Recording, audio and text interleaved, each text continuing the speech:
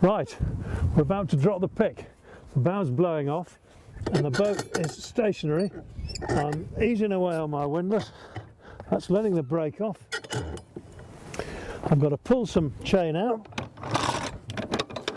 to give me a bit of slack, and then I'm going to get the anchor go, and it will carry itself away on its own weight.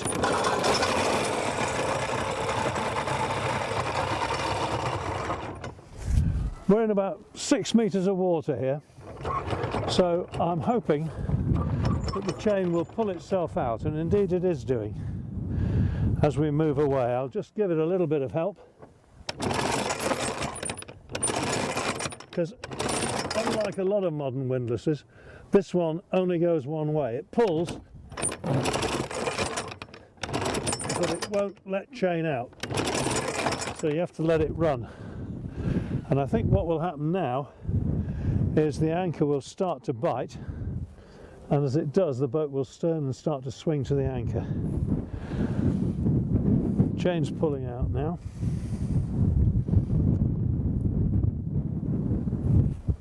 There she goes, a bit like watching paint dry, but the boat is starting to swing to the anchor. So what I'm going to do next, I'm going to signal to my wife Roz, who is back at the engine controls, and she will dig the anchor in, aided and abetted by me on the windlass. So here comes the signal for her to go slow astern. The cable's running out as Roz goes slow astern. And this is absolutely beautiful. Lovely. There goes my mark. That's given me my 3 to 1. So now I'm holding up my hand for her to stop. And I'm put the brake on the windlass. And now we watch the chain. It's pulling out quite nicely, so I'm going to signal to her to go quite hard astern now, so that we're absolutely sure the anchor is in. That's it, I can hear the engine accelerating. She's probably putting about 1500 RPM. And there goes the cable out. It doesn't look like it's going anywhere, and now I'm going to look abeam and find myself a transit. It's that little headland with a boat just to the left of it. We're going nowhere now, so that's good. Well, the pick's down, I'm safe as houses, I've got a comfortable night ahead, and I thought I'd have just a few words about anchoring, really, to share with you some of the things I've learnt. People often ask me how many times I've anchored. Well, frankly, I've lost count, because I've been cruising for more years than I care to tell you. It's decades, and when I'm cruising, I usually anchor. It's my preference. A, it's cheaper, B, it's quieter, and it's just the nice thing to do. So I've lost count. I lost count when I got up to 1,000, and that's nights spent at anchor. It's not just occasionally dropping the anchor for an RYA course and saying we've done it. This is the real thing. So, thoughts of Chairman Tom. Here we go. First off, get yourself some decent ground tackle. You may well find that what the manufacturer of your boat, if it's a production boat, has supplied is, quite frankly, it's a Toy Town toothpick that you know, you wouldn't give thank you for. You want something of a decent size. My boat here is 44 feet long. I'm never quite sure what her displacement is, because she's loaded up with all sorts of stuff. She carries half a ton of water and goodness knows what all else. So let's say she's 13 tons. I've got a 30 kilogram Bruce anchor up there, and I've got 40 fathoms, because this is an American boat. Well, what's that? That's about 75 meters of 10 millimeter chain. That, I think, is minimum for a boat like this. It's just great, because I get that anchor in, I dig it in like I've just shown you, and you've got no worries. And if you've got plenty of space behind you, which I have here, you can let more and more cable go if it starts to blow hard. And the more cable you let go, of course, the safer the boat is. It's no good at all having a little bit of toilet chain with a toothpick on the end of it and expecting it's going to be okay. It's not. So that's the first thing. As to the type of anchor, I mentioned that I've got a Bruce. Well, where I am, doing most of my cruising at the moment, it's usually a mud bottom, and I don't think there's anything like a Bruce for getting a claw full of mud and hanging on. I'm absolutely delighted with it. I've never known it drag. I've had this anchor for about 11 years now on this boat, and it's not dragged yet, so I'm quite happy with it. Depending on where you're going, many ocean cruisers these days prefer Rockner anchors or perhaps ploughs, and these have the ability to pierce into the bottom. They're probably better in sand than a Bruce. I don't know, but I wouldn't be surprised. But do a bit of homework for where you are and where you're anchoring. Find out what's best for you and settle for that.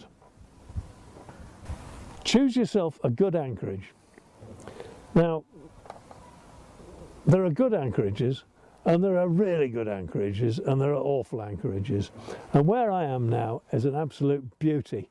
It's a tight entrance. You come in, and there's this nice big bay here where you can drop your pick. You've got perfect shelter from all directions, except just possibly from behind me. But actually there's a load of shoals and rocks out there, so it's a lot better than it looks. But that's due east, and tonight's forecast is from the west and the southwest. And it'll be a solid forecast looking at the synoptic chart. So I've got no worries about that. It's not going to happen. So I'm actually in a perfect anchorage. We just have a look at the chart here and you can see what's going on. Plenty of water. You can see the two mooring buoys that I've had to avoid, and it's all there really, isn't it? Big thing is you can see the depth. Now where I am right now, I'm in a place where there isn't much tide, so I don't have to worry about that. If you're in home waters, you'll have to think carefully about the tide, because when you drop the pick, the depth of water is almost certainly not going to be what it is at high water or low water. So you need to make a simple calculation, and really it's dead easy to do this. You set up your almanac with its tidal page and you draw your graph. It's so easy. Just do what it says in the book. Read my book. It tells you all about it. Or if you haven't got that, you might be able to work it out from your plotter. But what you want to know is essentially the difference in tidal height between now, when you're anchoring, and low water. Because then, suppose the difference is 3 meters. You want 3 meters 50 for yourself, and the tide is giving you another 3 meters. So you drop anchor in 6 meters 50. And that means you're going to be in 350 at low water. It's as easy as that. You'll need to add a bit more for high water if you're going to stop long when you're calculating your scope of cable, because it's a sensible starting point to think that you're going to lay a scope of 3 to 1 if you've got good chain cable and a proper anchor and you dig it in like I just did. I do that most of the time, and dragging anchors is just not part of my curriculum. If I'm concerned, I lay 4 to 1, or in extremis even 5 or 6. But generally speaking, 3 to 1 with good ground tackle should suffice. If you're anchoring on rope, of course, you should double that, just to be sure. Don't forget, when it gets dark, put your anchor light on at the time you would normally put your navigation lights on. And if you're in a place where people are navigating, there's a lot of people moving around with boats, for goodness sake, put your anchor ball up. Just do it, because a lot of people don't bother. But if anybody hits you and you haven't got your anchor ball up and it goes to court, you haven't got a leg to stand on. So you make sure you use it. It's cheap enough and you've paid for it. Get it up there. Now, I've been lucky here today. I've come into this perfect place and there isn't a soul in sight. Absolutely wonderful. I've planted my pick right in the middle where everybody wants to go, and the next guy in will be cursing me because I've taken the best place. Well, that's how it goes, mate, I'm afraid. First there, first served. And that is an important maxim, because if an anchorage is crowded and you come in and you're looking for a place to drop the hook, think like this. I might drop the hook fairly close to that guy's stern because he's already riding back on his anchor, and by the time I've ridden back on mine, I'll be well clear of him. So think about where his anchor is likely to be rather than where his boat is. And so long as you don't drop yours in a place where he's likely to swing over it.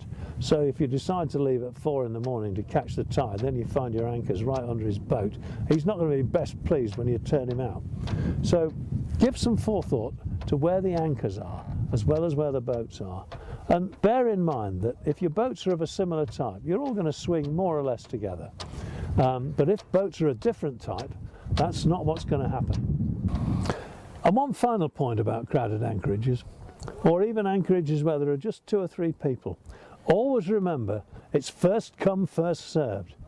If I'm in here first and I drop my pick, everybody else has to keep clear of me, and if they start swinging too close to me or they anchor too close, it's their problem, not mine.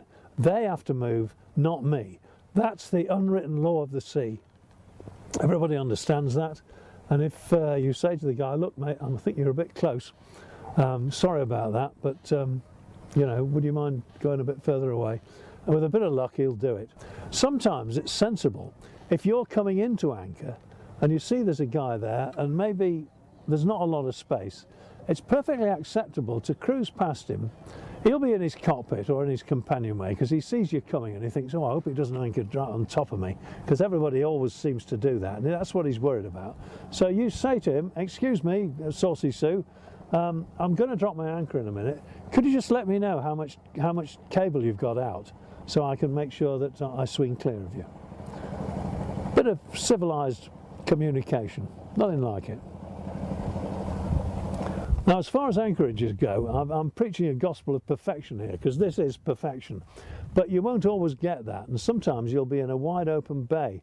So, for example, if you're chartering a boat or you've cruised across and you're sailing in the Caribbean, there you very rarely have a nice harbour. Mostly you're anchored in a bay, and you've got headlands both sides of you in a bay with a nice bit of white sand and a few palm trees waving in the breeze, and the wind is blowing offshore, because it's a trade wind and it's not going to change. If you're in an anchorage like that, you're perfectly safe. You've got no worries, despite the fact that you can see all the way to Panama behind you. And it's the same in the English Channel. If you anchor in a place like, for example, Studland Bay, just to the west of the Solent, it's wide open to the east. You wouldn't want to be in there in an easterly gale, no sir. But if it's blowing from the west, no worries at all. It's as safe as you are right here in this perfect bay. So a little bit of forethought about the anchorage you're going to choose.